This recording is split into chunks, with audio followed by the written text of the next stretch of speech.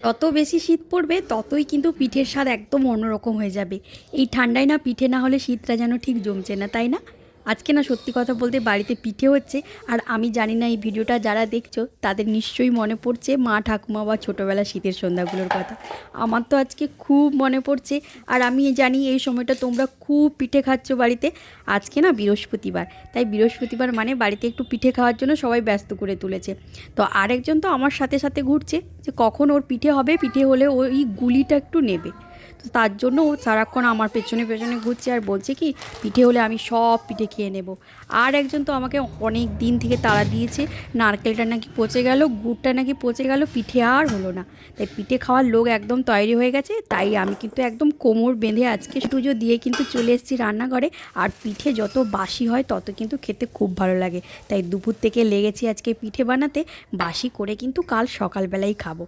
সত্যি কথা বলতে পিঠে দেখতে খুব সুন্দর লাগে, কিন্তু সত্যি বলতে কি আমি পিঠে বানাতে একদম ভালো পারি না। মানে আমার পিঠেগুলো দেখতে খুব সুন্দর হয় না। মানে আমি এটাই শিখেছি, মোটামুটি আমি যাই শিখেছি তাই দিয়ে কিন্তু রান্নাঘরে কোমর বেঁধে লেগে পড়েছি।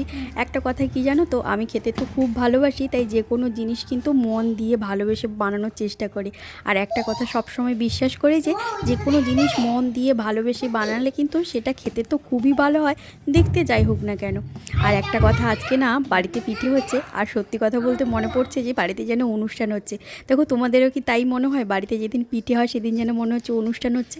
কারণ যেদিন বাড়িতে পিঠে হয় না সেদিন তো বাড়িতে সবাই থাকে আর বাড়ির গন্ধটা এত ভালো লাগে। ছোটোবেলা তো তাই হতো, মা তো উনুনের পাশে বসে পিঠে বানাতো, আমি আর ভাই মায়ের পাশে বসে থাকতাম। মাকে বলতাম যে মা তুমি কিভাবে বানাচ্ছো সেটা আমাদেরকে শিখিয়ে দাও। তো মা বলতো কি তাহলে তোদের মতো করে বানিয়ে নে। তো ওখানে আবার কম্পিটিশান হতো কার পিঠেটা সবথেকে বেশি দেখতে ভালো হচ্ছে। তো এইভাবে বসে বসে কত স্কুলের গল্প, কত কিছু গল্প করতাম। ওইভাবে কিন্তু পিঠে তৈরি হয়ে যেত, উনুনের পাশে বসে বসে আবার গরমও খেতাম। শীতের সকাল পর্যন্ত না অপেক্ষা করতাম কখন ব্রাশটা করে একটু পিঠেটা খাবো।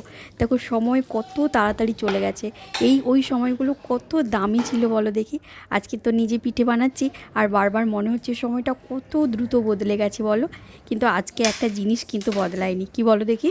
এই যে শীতের পিঠে বানানোর আনন্দ।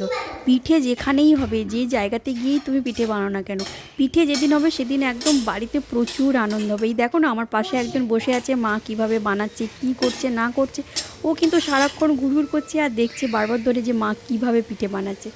আজ না পিঠে হলে বাড়িতে একটু আলাদাই লাগে, আর রান্নাঘরের গন্ধটা তো ভীষণ ভালো লাগে।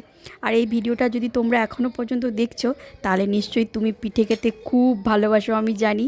আর এই পিঠেটা দেখে তুমি অনুভব করছো যে তোমার ছোটোবেলার কথা বা তোমার বাড়িতে যে পিঠে হয়। আমি জানি তোমরা এই শীতে প্রচুর পিঠে বানিয়ে খাচ্ছ। আচ্ছা তোমরা যখন পিঠে বানাও বা বাড়িতে যেদিন পিঠে হয় সেদিন তোমার সবথেকে কার কথা বেশি মনে পড়ে? তোমার ছোটোবেলার কথা বেশি মনে পড়ে, নাকি তোমার ঠাম্মার কথা, নাকি তোমার মায়ের কথা বেশি মনে পড়ে?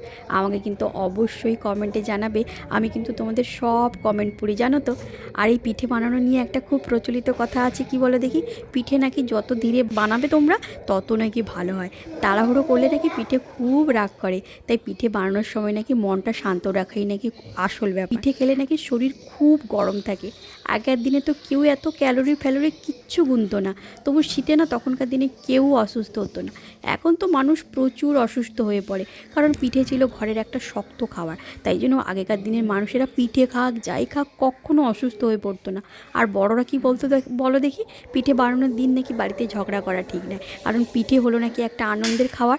রাগ নিয়ে বানালে নাকি পিঠের স্বাদ একদম আসে না। সব প্রচলিত কথা গীতি নীতি ওসব এখন ছাড়ো, এখনকার দিনে আর ওই আগেকার দিনের মতো প্রচলিত কথাবার্তা কেউ কিচ্ছু মানে না। আর এদিকে দেখো আমার সব পিঠে কমপ্লিট হয়ে গেছে।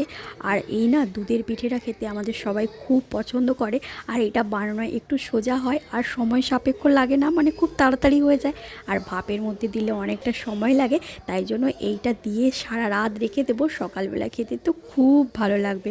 আর এই পিঠেটা খেতে আমাদের বাড়িতে সবাই খুব ভালোবাসে, বিশেষ করে দুধটায় যখন চিনি দেওয়া হয় আর ওইটা খেতে সবাই খুব পছন্দ করে। তার জন্য দেখো দুধের মধ্যে একটু এলাচ আর তেজপাতা দিয়েছি যাতে গন্ধটা খুব ভালো লাগে। আর আমারও না এর পিঠের থেকে এই দুধটা খেতে এত ভালো লাগে না কি বলবো। আজকে না একটা পিঠে নয় দুটো পিঠে বানাচ্ছি জানো। আর সত্যি কথা বলতে পুলি পিঠে বানানোর জন্য না পিঠের মিশ্রণটাকে বানানোর পর না 5 থেকে 10 মিনিট মতো ভেজা কাপড়ে ঢাকা দিয়ে রাখবে, দেখবে খুব ভালো হয়। আমি না ছোটোবেলা থেকে দেখেছি মা সবসময় এরকমই করতো। এটা কিন্তু একটা দারুণ ট্রিক্স, পিঠে বানানোর সময় না আগুনটা একদম জোরে দেবে না, হালকা করে দিয়ে রাখবে, দেখবে বাইরের রঙটা ভালো হয়ে যাবে জোরে দিলে, আর ভেতরটা কাঁচা থেকে যাবে। তাই জন্য না পিঠে একটু ধৈর্যের খাবার, পিঠে একটু ধৈর্য দিয়ে সময় ধরে আস্তে আস্তে করেই কিন্তু বানাতে হয়। তাই জন্য দেখো আমি দুপুরবেলা ঠাকুরকে পুজো দিয়ে রান্না করতে নেমেছি, কিন্তু অনেকটা সময় লাগে। আর একটু তোমরা 1 চিমটে নুন দেবে পিঠেতে তো এমনি নুন দিতেই হয়, নুন তো দিয়েছি এমনি গুঁড়িতে, চালের গুঁড়িতে। আমি তো আজকে আতপ চালের গুঁড়ি দিয়ে বানাচ্ছি। খুব মিষ্টি হলেও কিন্তু নুনটা থাকলে ব্যালেন্সটা ঠিক হয়ে যায়, মিষ্টির স্বাদটা কিন্তু খুব সুন্দর হয়ে যায়। আর দেখো আগেকার দিনে শীত সময় না পাড়াপড়শিরা দেখতাম কি মানে সবাই একসাথে পিঠে বানাতো, একটা বড় উনুনে ওদের বাড়ি থেকে চাল আনতো, এদের বাড়ি থেকে নারকেল আনতো, কি সুন্দর তখন ছিল, সবাই মিলেমিশে করতো। আর এখনকার দিনে সবাই অজুহাত দেয়, আজ আমার সময় নেই, কাল ওর সময় নেই। তাই এই সময়ের অভাবে কিন্তু মানুষ এখন বাজার থেকে আর্টিফিশিয়াল সব জিনিস কিনে নিয়ে এসে খেয়ে নিচ্ছে। মানুষের কাছে সময়টা এখন খুব অভাব রয়েছে, তাই বাজারে যা কিছু আর্টিফিশিয়াল পাচ্ছে তাই খেয়ে নিচ্ছে। সেদিন এক খাদ্য মেলায় গেছিলাম, দেখলাম ভেতরে নারকেলের পুরের বদলে দিয়েছে দেখলাম চালের গুঁড়ো আর সুজি দিয়ে পুর বানিয়ে দিয়েছে। তাই মানুষ কিনে খেয়ে নিচ্ছে, যেটাই পাচ্ছে সেটাই কিনে খেয়ে নিচ্ছে সময়ের অভাবে।